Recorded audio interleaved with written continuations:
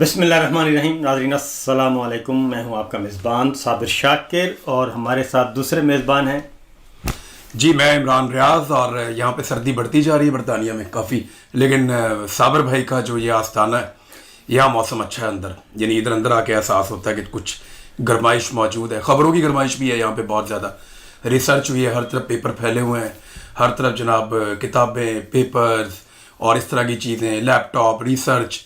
تو یہاں پہ تو ایسا لگتا ہے جیسے کوئی لائبریری کام کر رہی ہے پوری. تو صابر بھائی میرے خیال میں آپ ہی شروع کریں. تو لائبریری سے ایک تو آج کا پروگرام بہت اچھا تھا الحمدللہ. اس میں ہمیں بلکہ اس کو آغاز میں ہم بات بھی کر لیتے ہیں تھوڑی سی.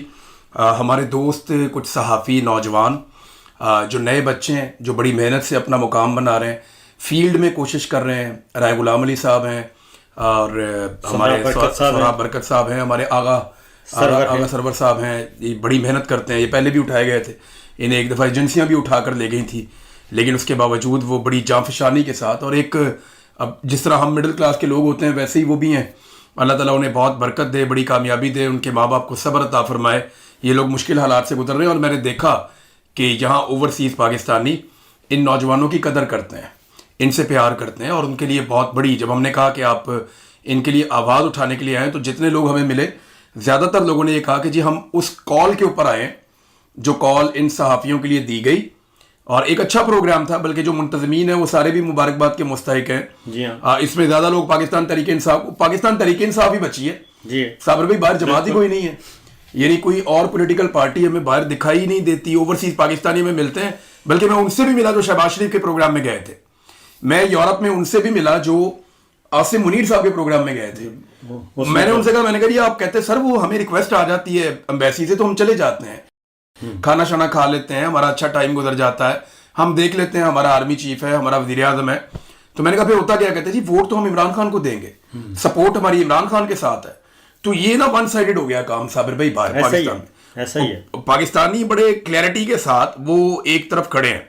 اب وہ صرف ڈیوٹی پوری کرتے ہیں اور کمیونٹی کے ساتھ تھوڑا انہوں نے اٹھنا بیٹھنا ہوتا ہے، بات اتنا ہی ہے. تو یہ ہے کہ ہمارے جو نوجوان صحافی جن 3 لوگوں کو غیر قانونی طور پہ حراست میں رکھا گیا، ان کے ساتھ زیادتی کی جا رہی ہے، ان کی فیملیز کے لیے پیغام ہے کہ یہاں اوورسیز پاکستانی ہمیں ملے. وہ لوگ پوری طاقت سے نوجوانوں کے ساتھ کھڑے ہیں، لوگ ان کے لیے دعا بھی کر رہے ہیں، اور اتنی اندھیر نگری نہیں ہے. انشاءاللہ بہت جلدی یہ تینوں نوجوان اپنے گھروں کو واپس آئیں گے اور حالات انشاءاللہ نارمل ہوں گے، اور یہ بہتر، پہلے سے زیادہ بہتر انداز میں اپنا کام کریں گے، پہلے سے زیادہ بہادری سے اپنا کام کریں گے، اپنے موقف کو زیادہ ٹھوس انداز میں سامنے رکھیں گے انشاءاللہ. صابر بھی خبر ہے اب. اور یہ اسی لیے میں نے آج دیکھا کہ غصہ زیادہ ہو گیا. یہ 3 نوجوان ہمارے جرنلسٹ اٹھائے گئے، اس کے بعد مزید غصہ بڑھا ہے، اور خوف نہیں ہم نے دیکھا، بلکہ وہ کہتے ہیں کہ نہیں جناب ہمیں سہراب کی فیملی ملی، سہراب برکت کی فیملی ملی، اور وہ بڑے کانفیڈنس میں تھے، اور انہوں نے کہا کہ ٹھیک ہے جی وہ حق پر گئے ہیں اور ہمیں کوئی پشیمانی نہیں ہے، اور وہ ایک صحیح اپنا پروفیشنلی صحیح کام کر رہے ہیں.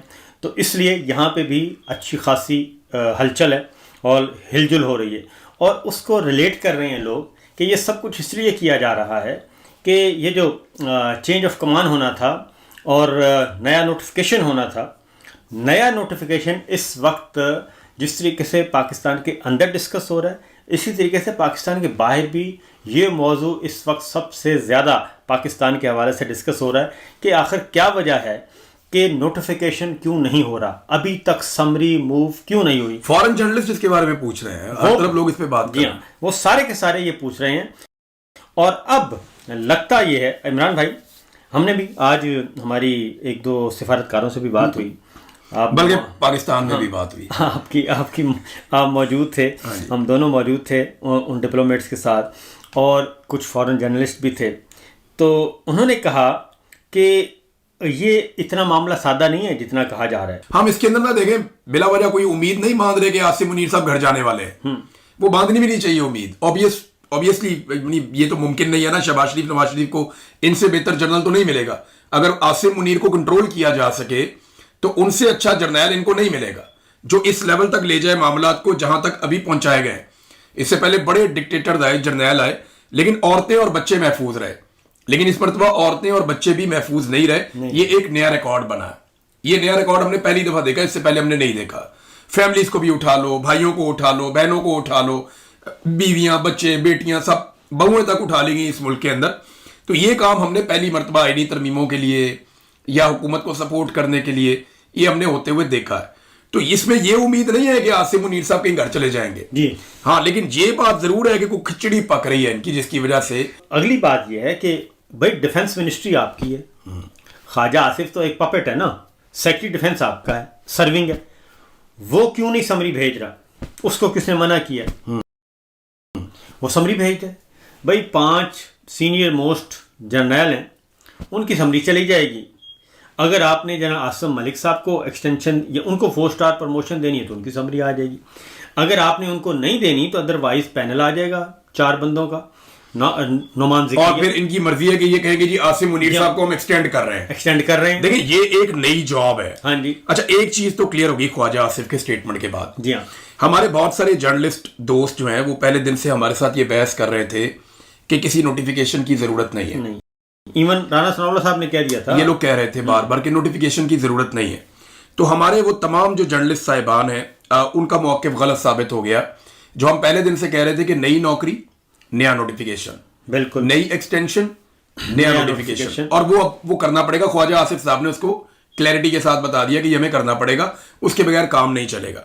अब नोटिफिकेशन है नहीं, 29 तारीख आखिरी तारीख थी chief of the army staff की, 28 नवंबर रात 12 बजे तक। हाँ, अब 29 से ऑनवर्ड अभी तक हमारे पास आर्मी चीफ का ओहदा खाली है। अब होना यह है कि एक नया नोटिफिकेशन होना है, चाहे किसी नए आदमी का हो जाए, चाहे जनरल आसिम मुनीर का हो जाए। प्रॉबेबली होगा आसिम मुनीर साहब का, जो नजर आ रहा है, क्योंकि इनको उससे ज्यादा कोई सूट नहीं करता। लेकिन पीएमएलएन उसको खुद डिले में डाल रही है या कोई मजबूरी है? साबिर भाई, ये है वो चीज जो डिग आउट होनी चाहिए। वो मेरे ख्याल में, क्योंकि ख्वाजा अच्छा, यहाँ क्या असर आई है अंदाजा है? नहीं, हम डॉट्स मिलाते हैं ना सर, हमारा तो ठीक है, हम तो एनालिसिस कर देते हैं। हम सामने चीजें पढ़ी हैं। ख्वाजा आसिफ साहब बोले, उन्होंने कहा कि अभी समरी का प्रोसेस शुरू हो रहा है, समरी का प्रोसेस, और उसमें उन्होंने ये मेंशन नहीं किया कि chief of defence forces general Asim Munir का प्रोसेस शुरू हो रहा है। उसमें उन्होंने लिखा चीफ ऑफ डिफेंस फोर्सेस का प्रोसेस शुरू हो रहा है। ठीक है, उसमें उन्होंने आसिम मुनीर साहब का नाम, नंबर 1। नंबर 2, उनकी ट्वीट के बाद कुछ ही देर के बाद मोहतरमा डॉक्टर शमा जुनेजो का ट्वीट आ जाता है, फड्डा। ठीक है, हाँ, खाली फड्डा। और फड्डा, उन्होंने कहा ये फड्डा। वो मोहतरमा शहबाज शरीफ साहब के बहुत करीब हैं, हत्ता के कैबिनेट में है सर। हाँ, उनके बहुत करीब हैं। और मोहतरमा जो हैं वो जब उनके खिलाफ कुछ थोड़ा सा 1-2 वजारतों से सख्ती की गई या उनके हवाले से तरदीद की गई, तो शहबाज शरीफ साहब ने खामोशी इख्तियार की, जो एक बहुत बड़ा मार्जिन है कि शरीफ खानदान किसी को दे दे, क्योंकि शरीफ खानदान मुश्किल में हर एक को छोड़ देता है। आज मेरी बात हुई कि भाई मसला क्या है। वो कहते हैं कि ये जो मरी में जो कुछ तय हुआ था, उसके बाद लंदन और जनेवा, जनाब आसिम मुनीर साहब का, मियाँ साहब का, और जो कुछ हुआ था, और आपको पता है कि यहाँ लंदन में उन्होंने प्रोग्राम छोड़ दिया था, शहबाज शरीफ साहब अकेले तकरीर करनी पड़ी थी, जबकि इनवाइट किया था लोगों को कि आर्मी चीफ होंगे, तो जनेवा चले गए थे, ब्रसल चले गए थे उसमें। और फिर 26 तारीख की जो नवाज शरीफ साहब की री लॉन्चिंग सेरेमनी थी, पर्चियाँ जो देख के पढ़ रहे थे, उसमें जो बुनियादी बात हुई, उन्होंने कहा जी कि ये तो सबको लटकाएं आप, सारे मुजरिम हैं, इमरान खान भी और उसके साथी भी। अब इनका ख्याल था कि जनरल फैज़ हमीद साहब को नोटिफिकेशन से पहले पहले सज़ा सुनाई जाए, नंबर 1। नंबर 2, मेन टारगेट है इमरान खान। ठीक है, हम ज़रा खोल के बातें कर लेते हैं, कोई इसमें हर्ज नहीं है। नवाज शरीफ साहब ने कहा कि ये फितना, फसाद, गालम गलोच, ये कौमी मुजरम है और इनको लाने वाले भी कौमी मुजरम हैं।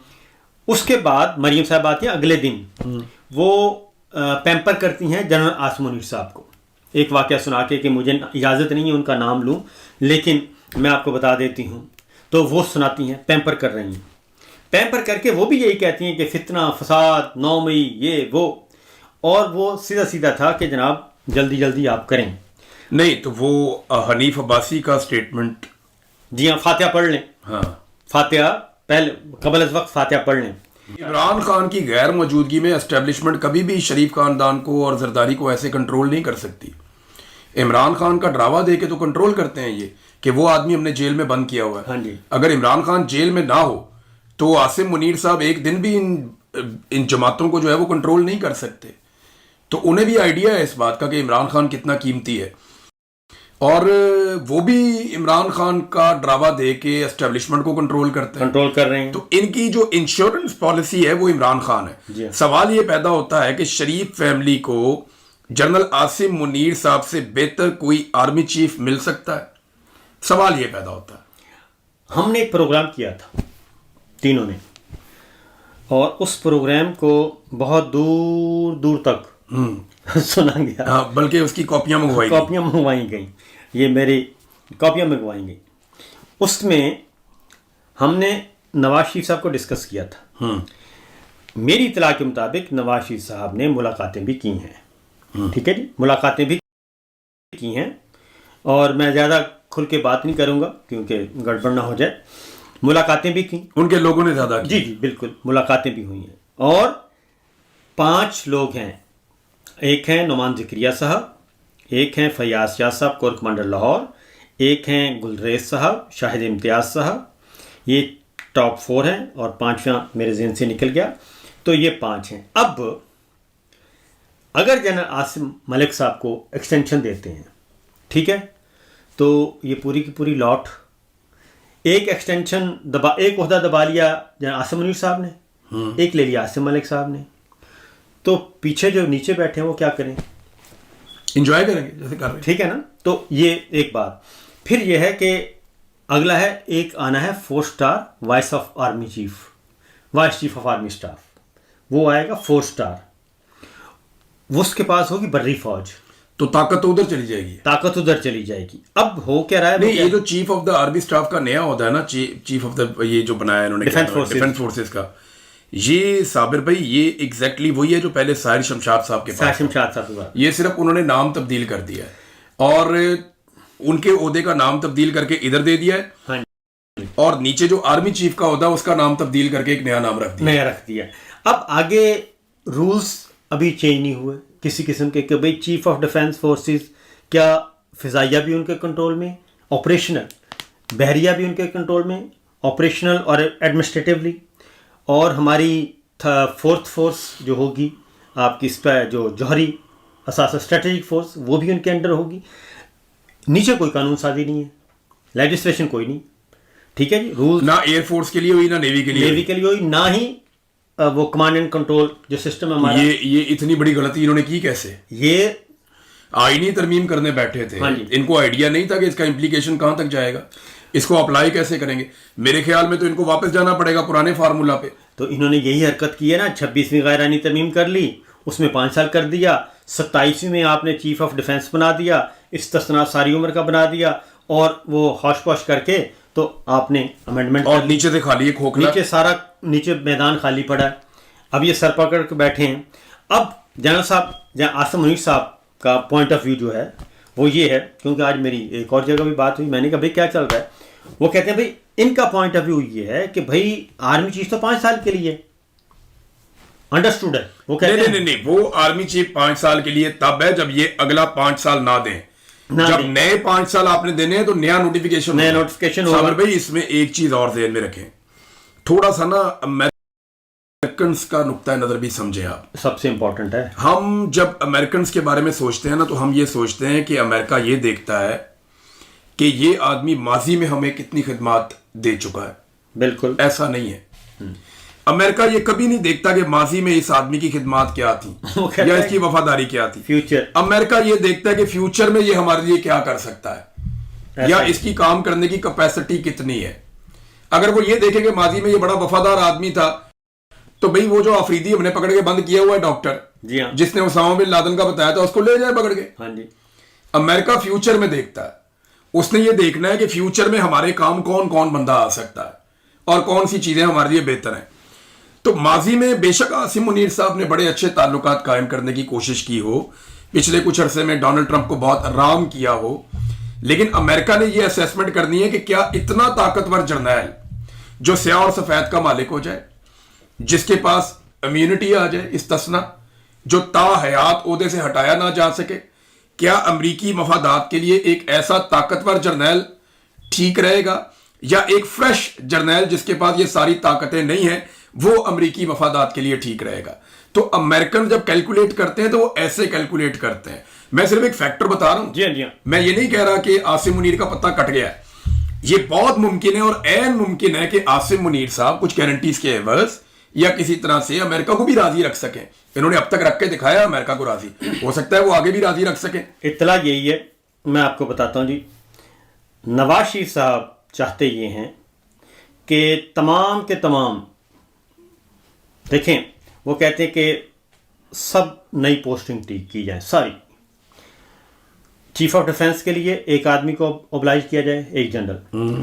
دوسرے جنرل کو آپ اوبلائج کریں voice chief of army staff. تیسرے جنرل کو اوبلائج کریں کمانڈ اینڈ کنٹرول. ٹھیک ہے، آپ کے 3 جنرل کھپ گئے. اس کے بعد 5واں عہدہ خالی ہوگا ڈی جی آئی کا. 5واں ادھر اور 4تھا ادھر لگائیں تو آپ کے 4. ڈی جی ایم آئی بھی آج کل کنٹروورشل ہو گئے ہیں. لوگوں نے ان کے بارے میں بہت ساری خبریں ہیں سوشل میڈیا پہ ادھر ادھر ان کی فیملی کے بارے میں آ رہی ہیں. سارا کچھ آ رہا ہے اب ان کی طرف سے. حالانکہ یہ کیونکہ دیکھیں اب یہ گند اچھل رہا ہے صابر بھائی، یہ گند اچھل رہا ہے اور اس کا جو ہے نا اس کو اوائڈ کیا جا سکتا تھا. سر جرنلسٹ آگے سامنے ابصار عالم جیسا بندہ سامنے بیٹھ کے کہتا کہ جنرل باجوہ یاد ہے میں نے تمہیں آرمی چیف لگوانے کے لیے کیا کیا تھا.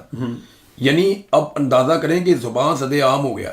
خواجہ آصف صاحب بیٹھ کے پول کھول رہے ہیں جنرل باجوہ کی سیاست کے بارے میں. وہ کہہ رہے ہیں کہ ہم نے اپنی ساری زندگی میں اتنی سیاست نہیں کی جتنی اس آدمی نے کی ہے بطور آرمی چیف.